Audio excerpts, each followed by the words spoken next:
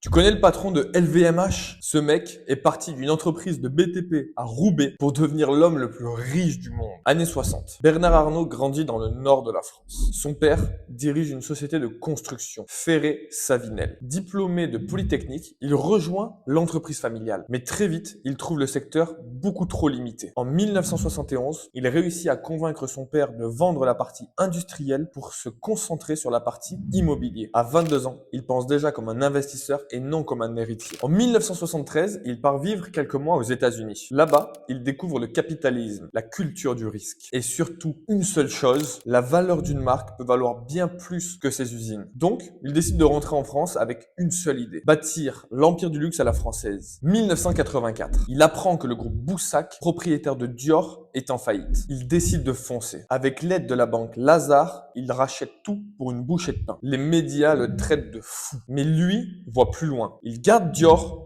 et revend tout le reste. Et transforme une ruine en symbole. Et toi, honnêtement, est-ce que tu aurais mis tout ton argent dans une boîte en faillite à 35 ans? Écris-le-moi en commentaire. 3 ans plus tard, Dior redevient rentable. En 1987, Arnault rentre chez LVMH. Et en quelques années, il en reprend le contrôle total. Louis Vuitton, Moet, Tiffany, Givenchy, Bulgari, Sephora, marque après marque, il construit un empire du goût et du contrôle. Aujourd'hui, LVMH pèse plus de 400 milliards d'euros. Bernard Arnault n'a pas cherché à être aimé, il a cherché à être précis. Il a prouvé qu'en France aussi, la richesse pouvait naître de la vision, de la patience et du contrôle absolu.